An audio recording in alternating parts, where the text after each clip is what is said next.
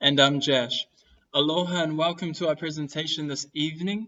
First of all, I'd like to take a moment to apologize that I'm not able to present in person with my team. However, the beauty of technology enables me to give a presentation electronically. You're probably wondering what we're going to speak to you about tonight, so I'm going to give you a hint.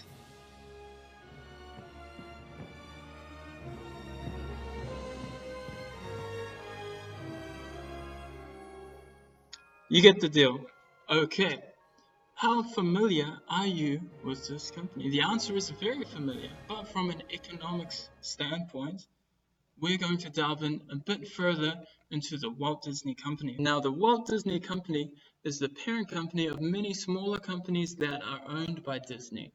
Disney operates four primary business segments: studio networks, studio entertainment, media networks, direct-to-consumer international, parks, experiences, and products. We may be familiar with some of these companies or subsidiaries. We have ESPN, we have Hulu, we have Pixar, Walt Disney Studios, and many more that are owned by Walt Disney. But this is the present of Walt Disney and what it is now. Let's have a look at the past. Walter Elias Disney was born in Chicago in December 1901, and at that time, he would have looked more like this. He had a keen fascination for drawing, and by the early 1920s he had set up Disney Brothers Studio with his brother Roy. In 1928 came our friend Mickey Mouse, for which he also provided the voice, which was his most popular and profitable investment at the time. In the following 3 decades, he would see great success in many other animations such as Snow White, Fantasia, and Cinderella. During the same decades, Disney was also investing his efforts toward live-action movies such as Treasure Island, and in the next decade, the 1964, Mary Poppins, which had huge success along with his animations that he was making as well.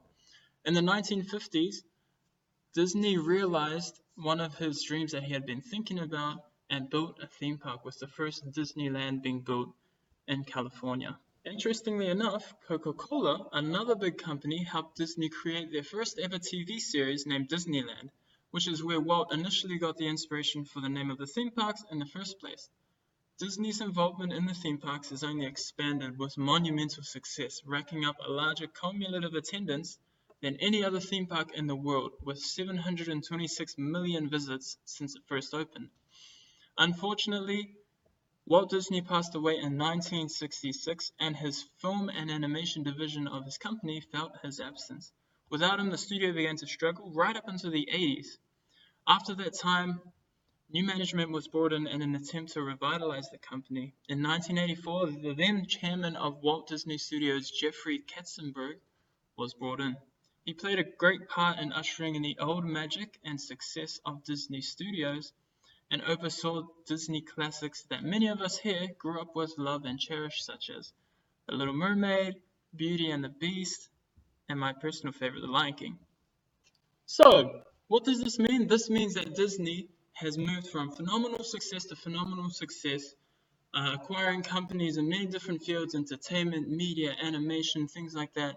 Now they have so much power and so much influence in the marketplace that they've created this monopolistic environment in which they function. Allow us now to share with you a little bit more specifically the economic traits and influences that the Walt Disney Company has in and of itself and to the world. Mahalo.